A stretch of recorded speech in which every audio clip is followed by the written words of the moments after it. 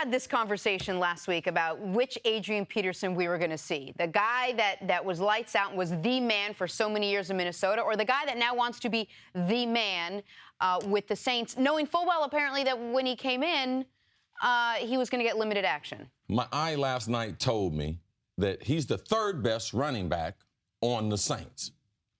Alvin Kamara, rookie, University of Tennessee, more of a third down back, change of pace, smaller, undersized. Mark Ingram, Jr., Pro Bowler last year, had his best season last year. And this is what they did for Mark Ingram. They brought in 2 running backs after you had your best season. So Mark Ingram should be their starter.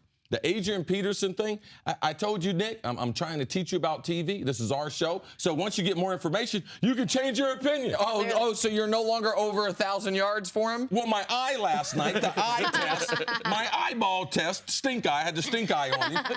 So, yes, I'm adjusting. He's the third best running back. They're going to have a hard time. And the more games they lose, the more pressure and the more odd moments you're going to see, like we saw last night with Adrian Peterson and Sean Payton. And for those who don't know, Sean Payton is no chump.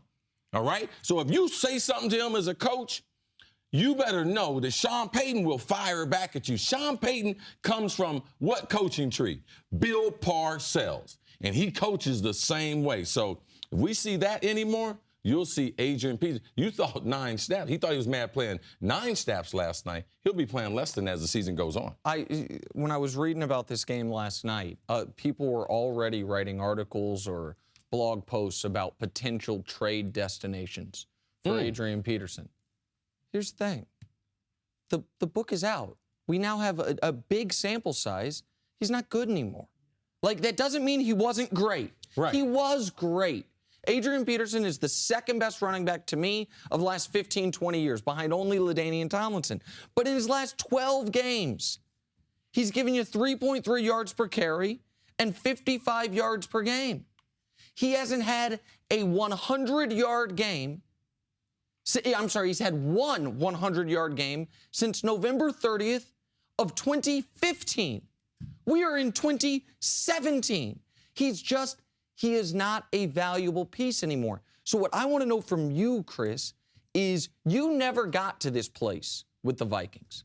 Your final year with the Vikings, you were no longer, no disrespect, the best receiver in football, but you were still a very valuable football player. How do you think he deals with going from I'm the league MVP, that height, to where he is now? Last night he was a fish out of water. He's back where he's made his name in the NFL. With the Vikings, he is third in the NFL as far as yards per game behind Jim Brown. Jim Brown's the only running back in the history of the game to average more than 100 yards. Second to that, right under 100 yards, is the great Barry Sanders. Who is third? Adrian Peterson, averaging close to 100 yards for every NFL game he's played in. When you go from being the franchise bell cow, the face of the franchise, making $15 to $18 million a year, to now you're playing 9 plays, there's nothing comfortable about that situation. There is no team player that is team enough to say, I can't help the team because I'm not on the field. So this is going to be a struggle for Adrian, like all other great players. We don't have the mentality, for the most part, to be backups, to be helpful. Adrian Peterson cannot help those young running backs because he doesn't have the skill set that they need. Mark Ingram's been in the league long enough that he can hold his own. And Alvin Kamara, the rookie from Tennessee, he doesn't have the skill set that Adrian would be able to help him. CC always says a player knows when he lost it. A player knows when he's over the hill. You just know it. When you wake up that day, you just know that you've sort of lost something. But this is the thing, Jenna. Most of us won't admit it. Right. That's true. So that's my question. Are we seeing a guy who knows it and won't admit it, who truly thinks he could be an every down back in this league right now? Part of the reason, part of what makes athletes great, the great athletes great, is the bleep you factor of everyone's always doubted me.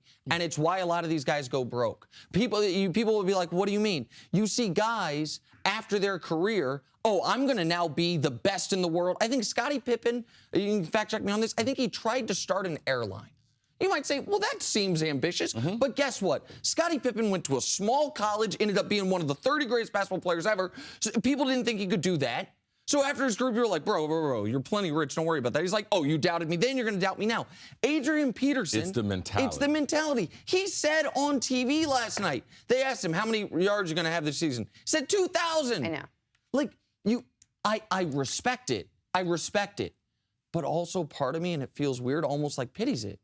Like you don't, what made him him is now what's making him mean mug Sean Payton on the sidelines. And you can say Sean Payton's no chump. No. Man, I don't chump or no chump. That's a scary man MFing you behind your back if you're Sean Payton right there. But that was stink eye? The stink eye. Yeah, you can call it. bad stink eye. Adrian Peterson told me he's going to kick him in his donkey. Thanks for watching. Subscribe here to get the latest from the show. Also, be sure to check out more of the best clips from First Things First, or go watch a few segments from other shows on FS1.